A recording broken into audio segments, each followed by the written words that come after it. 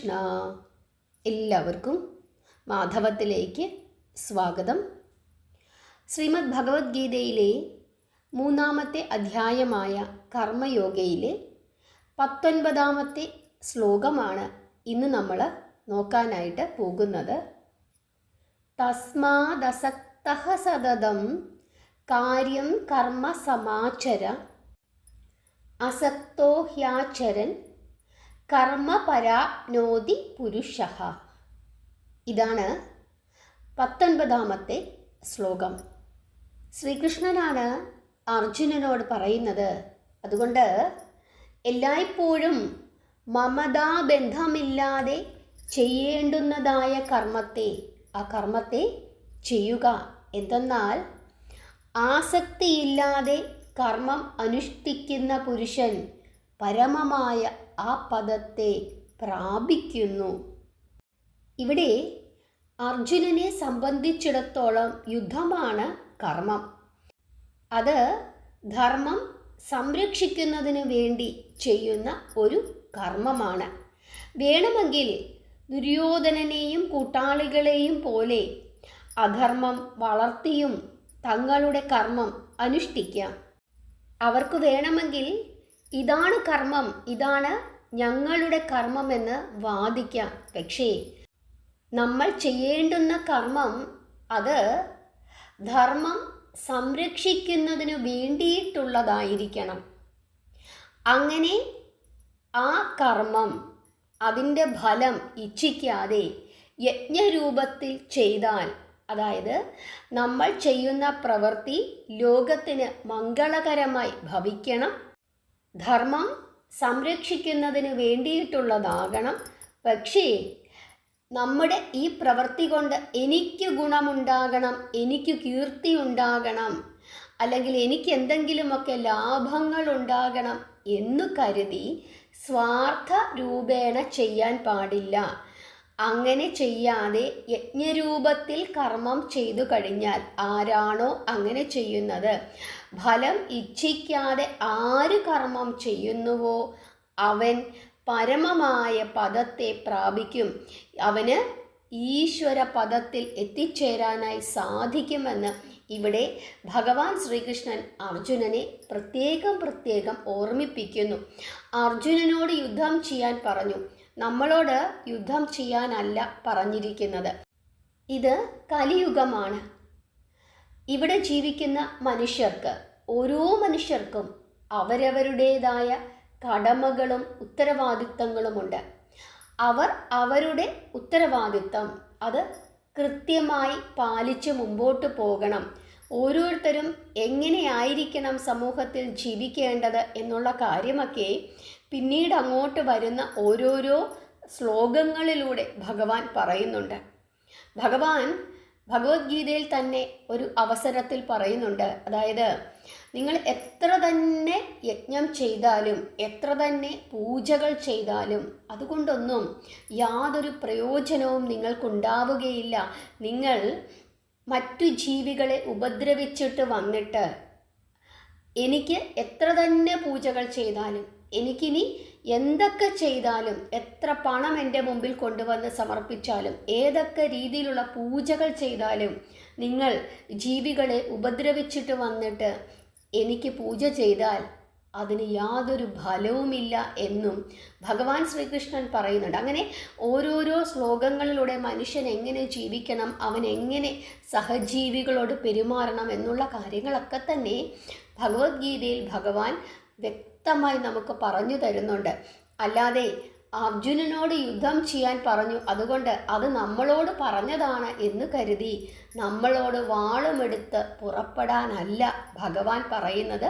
കർമ്മം ചെയ്യാനാണ് പറയുന്നത്. നമ്മുടെ കർമ്മം അത് എന്താണ് എന്നുള്ളത് നമുക്കറിയാം. കാരണം ഒരു വിദ്യാർത്ഥി അവൻ്റെ കർമ്മം എന്താണ്, ഒരു അധ്യാപകൻ അവൻ്റെ ജോലി എന്താണ്, ഒരു ഭരണാധികാരി അയാളുടെ ജോലി എന്താണ്, ഒരു ഭാര്യ, ഒരു ഭർത്താവ്, ഒരു മകൻ, ഒരു മകൾ, അങ്ങനെ ഒരു സമൂഹത്തിൽ ജീവിക്കുന്ന ഓരോരുത്തർക്കും അവർ ചെയ്യുന്ന ജോലി അല്ലെങ്കിൽ അവർ വഹിക്കുന്ന പദവി അതനുസരിച്ചിട്ട് അവർക്ക് ഉത്തരവാദിത്തങ്ങളുണ്ട്, അവർക്ക് കർമ്മങ്ങളുണ്ട്. ആ കർമ്മങ്ങൾ യജ്ഞരൂപത്തിൽ ചെയ്യണം, ഭഗവാന് സമർപ്പിക്കണം. അങ്ങനെ ചെയ്തു കഴിഞ്ഞാൽ തീർച്ചയായിട്ടും അതിൻ്റെ ഫലം നമുക്ക് തന്നെയാണ് ഉണ്ടാകുന്നത്. അതായത് ആ മനുഷ്യൻ പരമമായ പദത്തിലേക്ക് എത്തിച്ചേരും.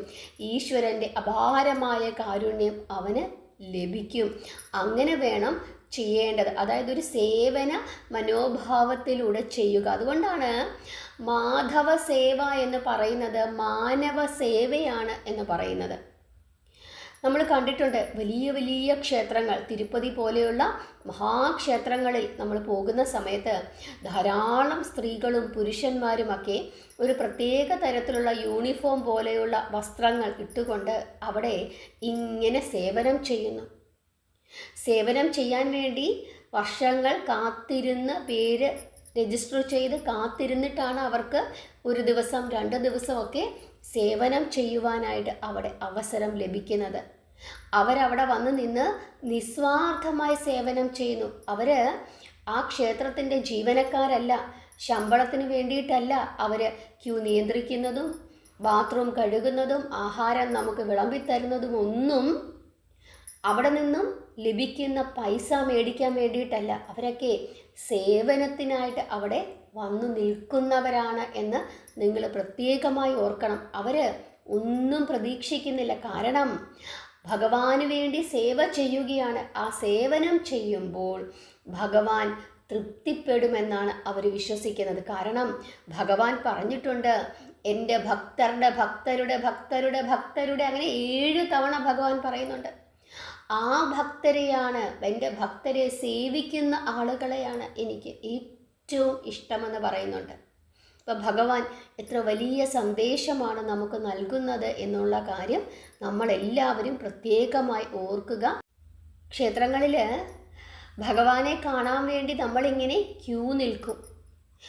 അങ്ങനെ ഭഗവാന്റെ ആ ശ്രീകോവിലിൻ്റെ നട തുറക്കുന്ന സമയത്ത് ഭഗവാനെ കാണാനുള്ള ആ ആവേശത്തോടു കൂടി ആദ്യം എനിക്ക് കാണണം എന്നുള്ള ചിന്തയോടുകൂടി നമ്മുടെ കൂടെ ഉണ്ടായിരുന്ന ആളുകളെയൊക്കെ തട്ടി മറിച്ചിട്ട് നമ്മൾ എന്ത് ചെയ്യും? ഓടിപ്പോയി ആ ഫ്രണ്ടിൽ പോയി നിന്ന് തൊഴും. ചിലരാണെങ്കിൽ മാറില്ല, നട നേരെ നിന്ന് തൊഴും, എനിക്ക് തൊഴണം എന്ന ആ ഒരു വാശിയിൽ.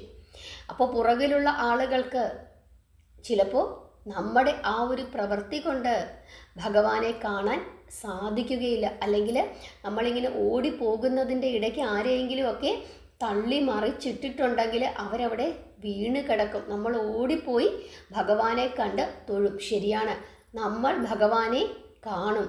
പക്ഷേ ഭഗവാൻ നമ്മളെ കാണുന്നുണ്ടോ എന്ന് നമുക്ക് എങ്ങനെ അറിയാം? നമ്മൾ ഒരു പക്ഷേ ആ തള്ളി മറിച്ചിട്ട ആളെയായിരിക്കും ഭഗവാൻ നോക്കിക്കൊണ്ടിരിക്കുന്നത്. അല്ലെങ്കിൽ ഭഗവാന്റെ മുമ്പിൽ ഇങ്ങനെ വന്ന് മറഞ്ഞു നിന്ന് തൊഴുമ്പോൾ പുറകിൽ നിൽക്കുന്ന ആളുകൾ ഇങ്ങനെ എത്തി വലിഞ്ഞ് ഭഗവാനെ നോക്കുന്നുണ്ടാകാം.